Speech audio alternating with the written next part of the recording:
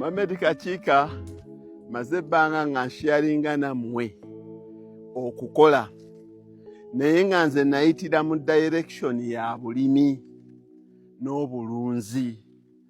Ne mbakuutiranga nnyo ekigambo bannange tulimenga bwe tulunda. Bannaye tulimenga bwe tulunda. Recently nabakyalennyinga nti omuntu alina omuti gw'emmwanyi oba omusiri gw'emmwanyi nga takozesa bigimusa bizungu naye ne bw'aba abikozesa nga gusinga ogwange ampite nange nzije mulabireko nange nzije muyigireko. Olaba empeke y'emmwanyi, olaba empeke y'emmwanyi. Emmwanyi zonna z'ogenda okuyitamu zonna zikotese bwe ziti. Emmwanyi zonna muziraba zonna zikotese mitwe. Zonna zikotese mitwe. Si lwakuba ziriko ekikyamu naye zonna zibaze. Zonna zibaze buli gy'ekoma okwongera okuzitowa kuba eno emmwanyi ezitowa KR7 ne KR8 ne 9 ezitowa. Ate nze sirina budde na miti gyakuwanirira. Ezinaakwatayo nga zikwatayo ezinaaba ziwogose alaawu ya alamu. Naye bannaye nina kye mbategeeza kino omuntu asobola okukozesa sisitimu eyiye gye yeezuulidde n'ebeera successful. Naye abantu bakopye nnyo ebintu ebiva wabweru. Brazilian muyiseemu pipe mukole bwe muti. Bw'oba okola Brazilian onoosimbamu diffene abaana b'okukyalo balye.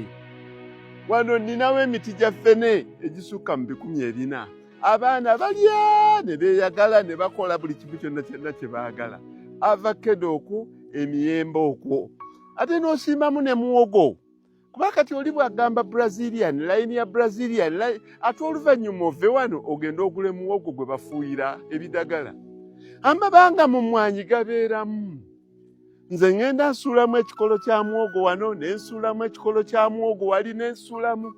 Yeeyo gye mpita eco farming, ecological farming. Eyo that's the Garden of Eden. Ye ntuufu bwe yali. Ate n'otokoma ku ekyo n'olowooza ne ku bannaabwe enkya.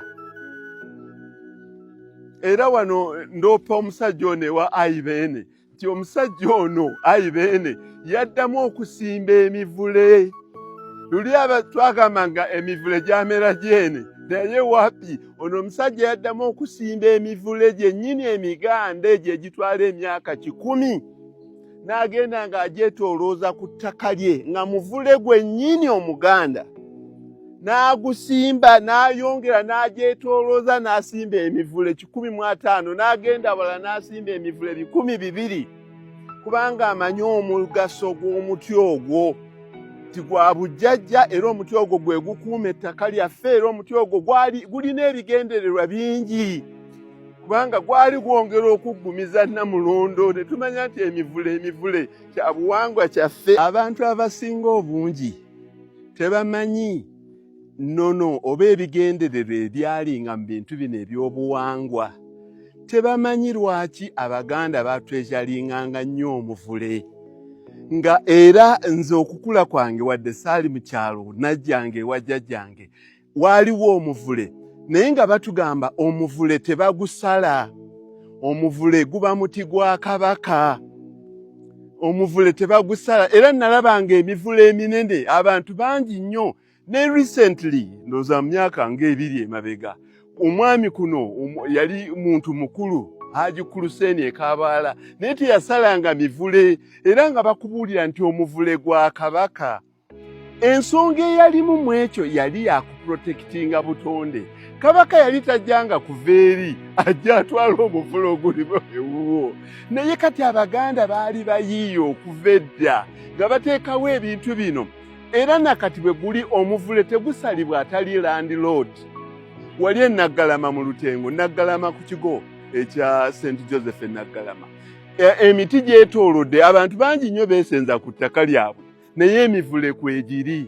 Era omwe yagezaako okugusala balirwana bange baali bamuwadde eviction order kuba omuvule guba gwa landlord. Kati nze bwe nsimba emivule kyekyo kye ŋŋambye nti nnyongera kunyweza Namulondo kuba kye kyatulaganga nti ettaka lyaffe abantu abamu ebintu babiraba kungulu tebabiyingira munda kati ng'ebika bya Buganda. It was a conservation effort, environmental effort. Neddira nga bisigirya, neddira ndiga sigirya, to preserve them. It was to preserve nti Olugave nze ndi wa Lugave.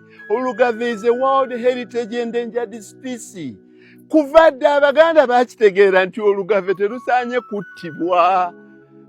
Olugave terusaanye kuliibwa because it is an endangered species. Ne babagamba mulweddire.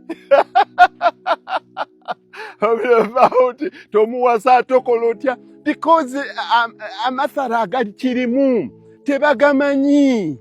Basoma busomi muwawa tebategeera lwaki bagambanga nti neddira nkima. Kubanga singa enkima tezaaliko bazeddira bazipreservinga, singa enkima tuziwa obutwa ne zitufa zonna ne ziggwawo. Lwaki ebintu ebiwooma tebabyeddira nti ze neddira kino kiwooma ze kyeneddira. Beddiranga bintu ebirina okuba preserved, ngonge, musu, biki nabyo bibeerewo. Ate emivule ne gikola n'ekintu ekirala kino giteekamu obugimu mu ttaka. Abantu ekintu kino tebakimanyi bwe bagenda bagayaalirira ebintu. Naye omuvule gwa myaka 1,000-1,500 onooba olyaki, abaana bo banaaba balyaki. Ate n'asimbayo n'emiti emirala egikula amangu nga Terminalia. Kati eno layini mugiraba eno ya Terminalia yonna. Terminalia ffe gwe tuyita Ambuleera. Egyo emiti gikulira ku myaka 5, 6, 7 ku 10 nga guli guti. Ate nga gulina hardwood. Nababuulirako emabega awo nti Terminalia nze mwetoolooza ettaka lyange. Bw'aweza emyaka 5, obutono bwonna obulimu nga ŋŋenda mbutema. Nga mbupangamu ekyokero ky'amanda. Obusansa obuvuddeko ng'abantu b'oku kyalo beetwalira enku. Nga ndeka agati gali gaggaayi nga gakula nga gakula nga gakula. Ago agakuze ge gagenda okuvaamu embaawo. Bannange tunaakima embaawo z'omu mawanga amalala tunaakomawa. Kati omuntu ayinza okwebuuza nti oyo omusajja ayonoona bwonoonyi ttaka. Wapi? Ono omusajja akuuma ttaka. Wano we nagulirawo nga ne muwogo waawo gwe bajjawo akaawa. Naye kati obugimu obuliwo kubanga nze nsitula akamotoka kalamba. Ne kajja nga kayiwa we kayiye tebasaasaanyaamu. Kubanga mulimu olusuku mulimu ki akamotoka kaweta bwesibwe kati revansi nga kayiwa. Kati wali tubadde tukuba kasooli maize silage. Maize silage akamotoka kayiye n'emisooli mwegiri muno kati onootera Google gitandise okumera. Ogenda kutandika kulaba nga kasooli amera muno. Kubanga eri silage bya kasooli byonna ebisigalidde emmotoka esitula busituzi nejja neeyiwa mu mmwanyi. Kati awo lwaki ettaka lyaffe tetuwulizze bugimu?